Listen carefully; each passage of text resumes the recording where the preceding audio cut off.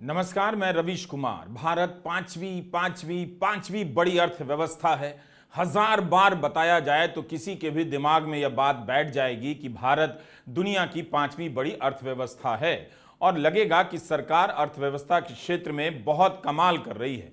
लेकिन क्या लोग अपनी हालत भी देख रहे हैं कि इससे उनके जीवन में क्या बदला है? यह कैसे हो सकता है कि भारत तरक्की करे और भारतीयों के जीवन में तरक्की ना हो? अच्छी बात है कि भारत पांचवी बड़ी अर्थव्यवस्था है, लेकिन आप कहां हैं? मंत्रियों के बयानों से लेकर अखबारों की हेडलाइन में इसे इतनी बार दोहराया जाता है, छापा जाता है कि लगता है कुछ कमाल हो गया है। मंत्री तो यह भी कहते हैं कि हर भारतीय चाहता है। यह कब चाहता है कि भारत की अर्थव्यवस्था तीसरे नंबर पर पहुंचे? कितने भारतीयों को पता है कि इसका मतलब क्या है और यह जब होगा तो उसका जीवन बदलेगा भी या नहीं? हर रैली में इसे दोहराया जा रहा है कि हम तीसरी बड़ी अर्थव्यवस्था बनने वाले हैं, लेकिन क्या यहां झुंड बनकर आए लोगों को पता भी है कि तीसरी बड़ी अर्थव्यवस्था का उनके अपने जीवन के लिए क्या मतलब है? प्रधानमंत्री पूर्णिया में थे, जहां पूर्णिया के ही अस्पताल, कॉलेज या स्कूल का हाल देख लेते। जनता जिस बात से अनजान है, उन्हीं बातों को जोर जोर से दोहराया जा रहा है कि तीसरी अर्थव्यवस्था बनने वाला है। इन्हें कम से कम इतना तो सोचना चाहिए कि इस रैंक पर पहुंचकर जिन देशों से हम आगे निकल चुके हैं और जिनसे निकलने वाले हैं, उन देशों में जो प्रति व्यक्ति आय है उससे थोड़ा बहुत नहीं बल्कि बहुत ज्यादा भारत पीछे नजर आता है। प्रति व्यक्ति आय के बारे में भारत का दुनिया में स्थान कहीं 158 छपा है तो कहीं रिसर्च में 139वां और कहीं 141वां भी मिला है। प्रति व्यक्ति आय के हिसाब से देखिए तो भारत अमेरिका, चीन, जापान और जर्मनी, ब्रिटेन से तो पीछे है ही, बांग्लादेश से भी पीछे है। हम चीन, जापान, जर्मनी, फ्रांस, ब्रिटेन से इतना ज्यादा पीछे हैं कि उनकी बराबरी के बारे में अभी सोच भी नहीं सकते।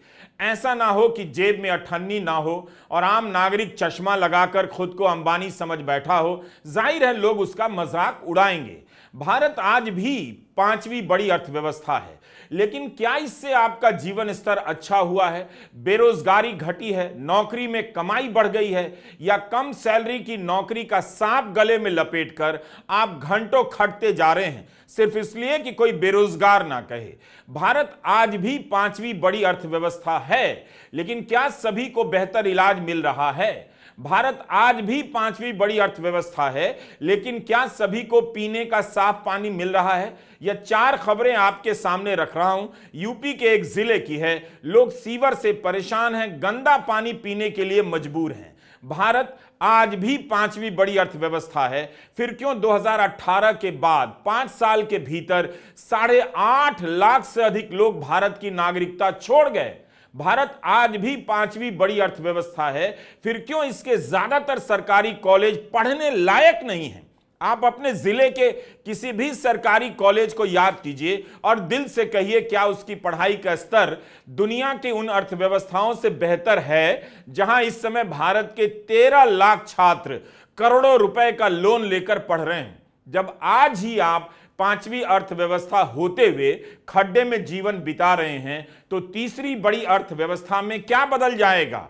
कम से कम इतना तो पूछ लीजिए, इस 10 साल में आपका जीवन स्तर बेहतर हुआ होता तो आंकड़े ये ना कह रहे होते कि 25,000 महीने का कमाना भी हर भारतीय के लिए संभव नहीं। सरकार रोजगार और कमाई का आंकड़ा छुपाते ना फिरती।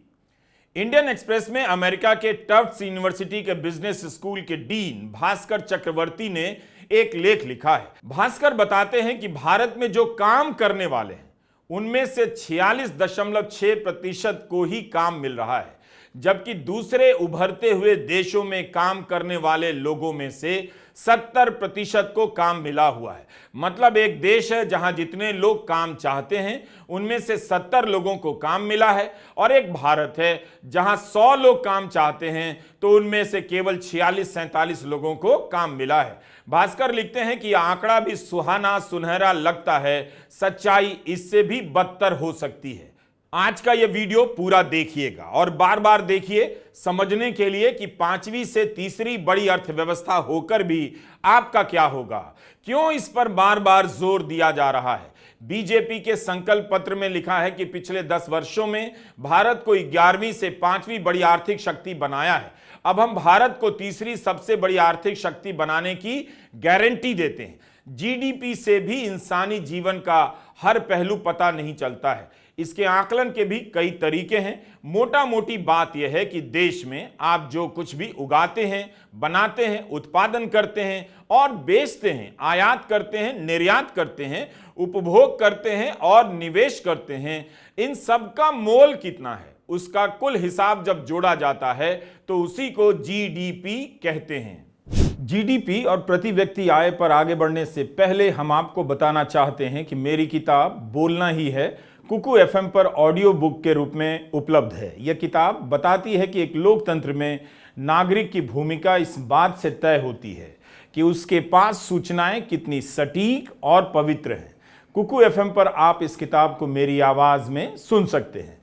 कुकू एफएम को सब्सक्राइब करने पर आपको 7 दिन का फ्री ट्रायल मिलेगा। इस दौरान आप कुकू एफएम के प्लेटफॉर्म पर उपलब्ध 5000 से अधिक शो मुफ्त में सुन सकते हैं। 7 दिन बाद आपको सब्सक्रिप्शन फी देनी होगी। 2023 में भारत की जीडीपी 300 लाख करोड़ रुपए की थी, डॉलर में 3.7 ट्रिलियन की। तीसरे नंबर की अर्थव्यवस्था होने को लेकर कभी कहा जाता है 2025 तक हो जाएंगे, कभी 2027 कहा जाता है तो कभी 2030 तक टारगेट चला जाता है। माना जाता है कि जीडीपी की दर बढ़ी हो और उसी समय खाने पीने और अन्य चीजों के दाम भी बढ़ गए हों तो जीवन स्तर में बेहतरी नहीं आती। आपका भौतिक जीवन समृद्ध नहीं होता, लेकिन समृद्ध भारत की मोदी की गारंटी देते वक्त संकल्प पत्र में लिख दिया गया है कि हमने पिछले 10 वर्षों में भारत की वित्तीय व्यवस्था को मजबूत किया, महंगाई पर लगाम लगाए रखी। फिर से पढ़ लीजिए, महंगाई पर लगाम लगाए रखी और तेजी के साथ अर्थव्यवस्था का विस्तार किया है। बताइए, बीजेपी यह बोल भी सकी कि महंगाई पर लगाम लगाए रखी तब जब आप भूल गए हैं कि पेट्रोल आज से 4 साल पहले 70 रुपए लीटर मिलता था, आज 94 से 96 रुपया लीटर मिल रहा है। कभी आपने 100 रुपया लीटर भी खरीदा है। खाने पीने की चीजों की महंगाई दर 6% तक गई। रिजर्व बैंक का मैंडेट है महंगाई को 4% तक रखना है, इसमें 2% ऊपर नीचे की रियायत होती है। खाद्य महंगाई का हाल आम पब्लिक को पता है, चावल दाल से लेकर सब्जियों के दाम कितने बढ़ गए। नतीजा, आपकी बचत घटती जा रही है। इसलिए जीडीपी का आंकड़ा आता है तो अर्थशास्त्री महंगाई के हिसाब से उसे घटाते बढ़ाते रहते हैं, एडजस्ट करते हैं, जिसे हम वास्तविक जीडीपी कहते हैं। इसलिए आप देखेंगे कि पिछले एक दशक में नॉमिनल जीडीपी 10.9% रही है, लेकिन जैसे ही महंगाई या मुद्रास्फीति की दर से इसे एडजस्ट किया जाता है, वास्तविक जीडीपी 5.6% हो जाती है। इसका मतलब है कि इस दौरान महंगाई खूंखार रूप से तेज रही। इसका मतलब है कि आपको कुछ भी फायदा नहीं हुआ। तमाम अर्थशास्त्री कहते हैं कि 2010 से ही भारत दुनिया की तेज गति से बढ़ती हुई अर्थव्यवस्था है, लेकिन आजकल ज्यादा शोर मचता है कि भारत की अर्थव्यवस्था तेज गति से बढ़ने वाली है और मोदी जी का कमाल है। क्या आप जानते हैं कि 2023-24 में 10 देश ऐसे हैं जिनकी अर्थव्यवस्था तेज गति से बढ़ रही है? भारत से भी तेज गति से इनमें अफ्रीका के 8 गरीब देश हैं। यह आंकड़ा अंतर्राष्ट्रीय मुद्रा कोष का है। इन देशों के नाम है Guyana, Senegal, niger, Libya, Rwanda. इनकी अर्थव्यवस्था के बढ़ने की रफ्तार भारत से भी तेज बताई जा रही है। आपने कितनी बार हिंदी अखबारों की हेडलाइन में इनका नाम देखा होगा। नाइजर तो भारत से 2 गुनी रफ्तार से बढ़ रहा है और गुयाना की जीडीपी के बढ़ने की रफ्तार भारत से 4 गुनी ज्यादा है। यह एक और हेडलाइन मैनेजमेंट है, आपको यह नहीं बताया जाता है। बीजेपी और मोदी सरकार ने इसे लेकर इतना शोर मचाया है कि किसी को भी लगेगा कि मोदी राज के 10 साल में भारत दुनिया की सबसे तेज गति से बढ़ती हुई अर्थव्यवस्था है। कोरोना के बाद भारत के बढ़ने की गति बेहतर हुई, मगर इसका भी तर्क है कि हम इतना नीचे आ गए थे कि वहां से उठकर जहां थे वहां ही पहुंचे हैं। वहां तक पहुंचने की गति तेज रही है। हम नजर डालते हैं कि जो देश भारत से आगे हैं उनकी जीडीपी का आकार कितना है और तीसरे नंबर पर पहुंचकर भी भारत की जीडीपी चीन से कम 4 गुना कम होगी और अमेरिका से 7 गुना कम। हमने आज के वीडियो के लिए dataforindia.com वेबसाइट से मदद ली है, जिस पर काफी सरलता से इसे समझाया गया है। डेटा पत्रकार रुक्मिणी श्रीनिवासन और उनकी टीम ने इसे बनाया है।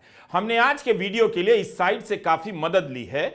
इसके अनुसार अमेरिका की जीडीपी का आकार 28 ट्रिलियन डॉलर है, चीन की जीडीपी का आकार 18.6 ट्रिलियन डॉलर है, जर्मनी की जीडीपी का आकार 4.7 ट्रिलियन डॉलर है, जापान की जीडीपी का आकार 4.1 ट्रिलियन डॉलर है और भारत की जीडीपी का आकार 4.1 ट्रिलियन डॉलर है। सुभाष चंद्र गर्ग मोदी सरकार में ही वित्त सचिव रहे हैं। उन्होंने जुलाई 2023 में डेक्कन हेरल्ड नाम के एक अखबार में लेख लिखा। उस लेख का शीर्षक है, भारत जल्द ही तीसरी बड़ी अर्थव्यवस्था होगा, इसका कोई मतलब है। गर्ग लिख रहे हैं कि विश्व मुद्रा कोष ने कहा है कि 2027-28 तक 5 ट्रिलियन पार कर जाएगा भारत, जर्मनी और जापान से आगे निकल जाएगा। अब इस बात को और ध्यान से सुनिए। सुभाष चंद्र गर्ग कहते हैं कि 2013-14 में भारत 9वें स्थान पर था। तब उसकी अर्थव्यवस्था का आकार 1.8 ट्रिलियन डॉलर का था। भारत से आगे के 4 देश ब्राजील, इटली, फ्रांस और ब्रिटेन की अर्थव्यवस्था 2 से 3 ट्रिलियन के बैंड में थी। इन सब में ब्राजील को छोड़कर बाकी 3 देशों में प्रति व्यक्ति आय बहुत ज्यादा थी। ब्राजील की कम होते हुए भी उस समय भारत से 10 गुना ज्यादा थी। अब यहां सवाल है कि भारत इनसे आगे निकला या ये देश जो भारत से आगे थे उनका बढ़ना बंद हो गया। सुभाष चंद्र गर्ग लिखते हैं कि 2009 के बाद इन देशों की जीडीपी में ठहराव आने लगा, यहां आबादी घटने लगी और अब इससे अधिक तरक्की की संभावना नहीं थी। इनके उलट जो विकासशील देश हैं उनमें जीडीपी बढ़ रही थी। गरीब और विकासशील देश होने के बाद भी भारत 7% की दर से आगे बढ़ता है और 5वें नंबर पर पहुंच जाता है। इस समय भारत से आगे जर्मनी और जापान है, लेकिन जर्मनी और जापान में प्रति व्यक्ति आय भारत की तुलना में बहुत ज्यादा है। जर्मनी में प्रति व्यक्ति आय 48,000 डॉलर से भी ज्यादा है, जबकि भारत में प्रति व्यक्ति आय 2,500 डॉलर भी नहीं।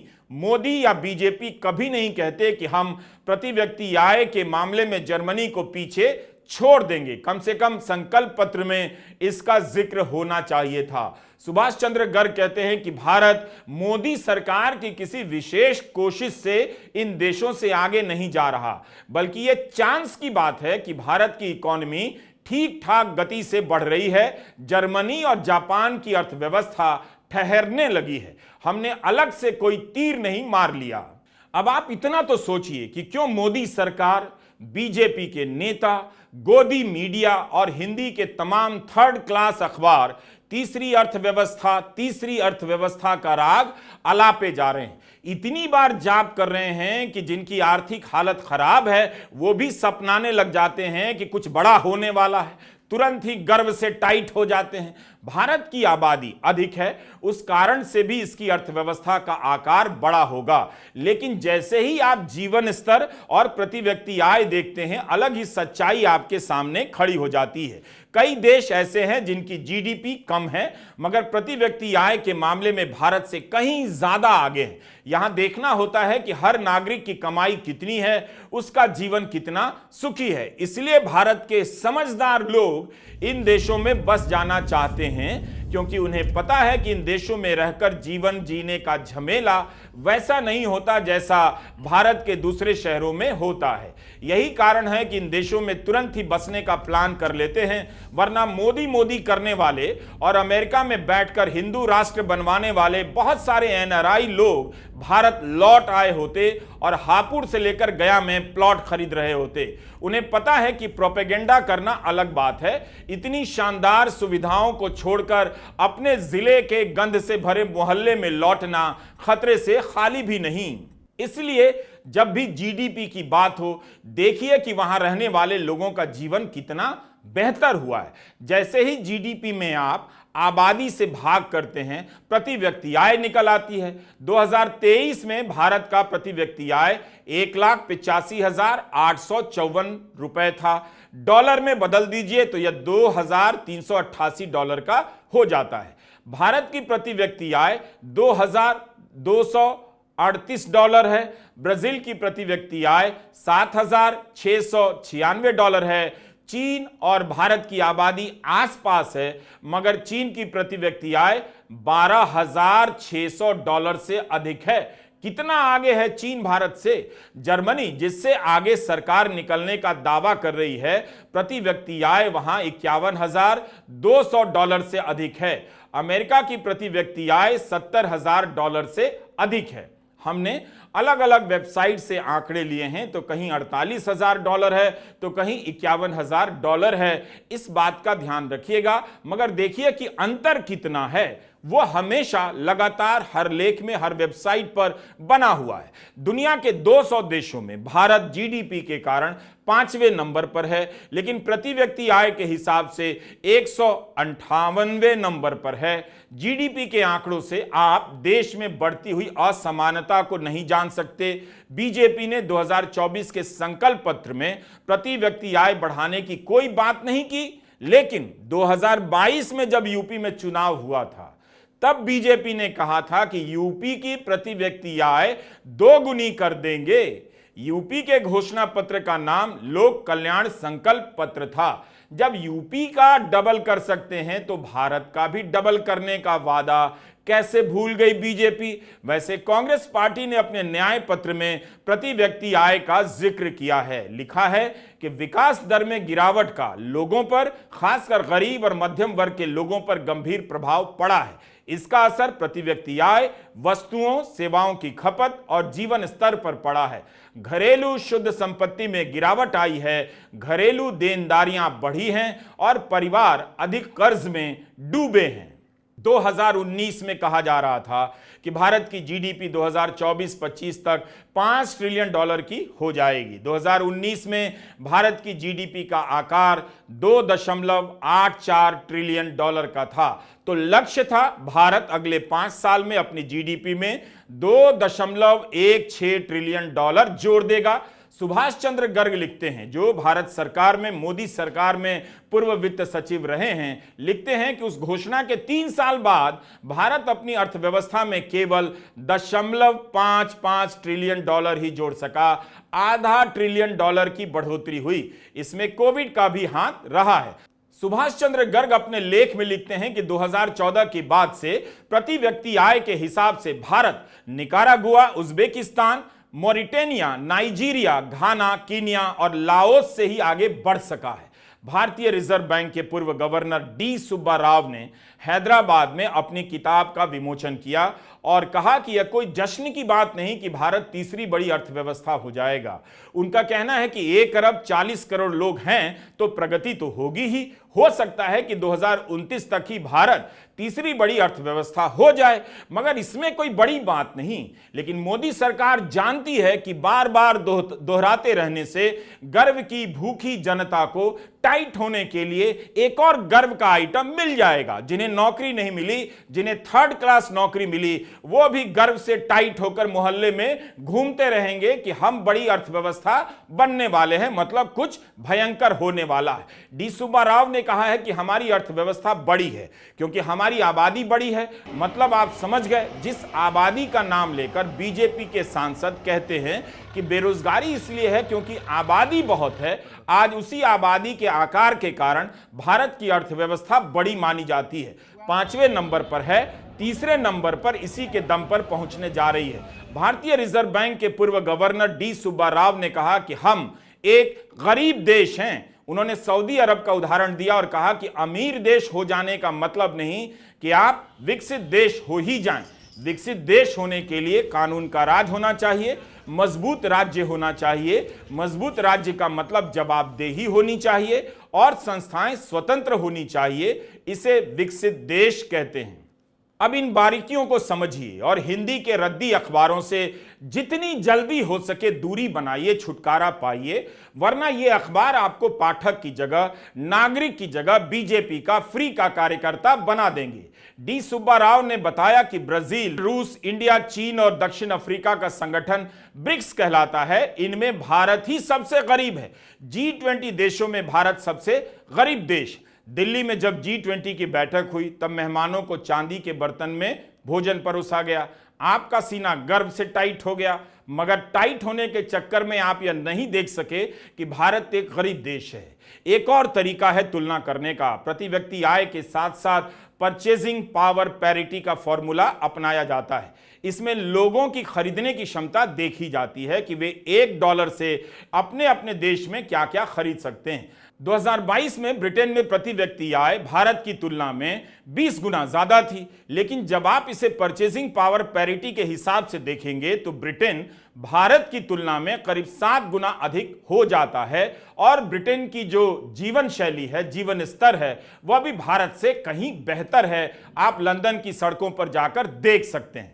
वर्ल्ड बैंक के अनुसार परचेसिंग पावर पैरिटी के हिसाब से भारत मनमोहन सिंह के समय ही 2011 में तीसरे नंबर पर पहुंच गया था, जबकि 2005 में भारत 10वें नंबर पर था। मनमोहन सिंह के दौर में इतना बड़ा बदलाव हुआ, तब से लेकर आज तक भारत तीसरे नंबर पर है। चीन और अमेरिका के बाद भारत का नंबर आता है परचेसिंग पावर पैरिटी के मामले में। वर्ल्ड बैंक की माने तो 2011 में भारत विश्व का तीसरा सबसे बड़ी अर्थव्यवस्था बना चुका था, लेकिन मोदी जी उसको भी मानने के लिए तैयार नहीं है। हमने 10 साल में 14 करोड़ लोगों की गरीबी से बाहर निकाले। इधर उधर के भाषणों को काट काट कर वो भ्रम फैला रहे हैं।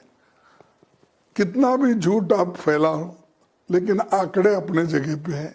इतनी बार जीडीपी और 5वीं से लेकर तीसरी बड़ी अर्थव्यवस्था की बात होती है कि अब विपक्ष को भी इसे लेकर बोलना पड़ता है, वरना 2014 के पहले के दौर में ऐसी बातें खबरें बनकर छप जाती थी और खत्म हो जाती थी। रैलियों में और लगातार अखबारों में हेडलाइन नहीं बनती थी, क्योंकि नेताओं को भी पता था भारत की सच्चाई अभी नहीं बदली है। इस खुशी में सभी भारतीय शामिल नहीं हुए हैं। मोदी सरकार ने इस ट्रेंड को बदल दिया।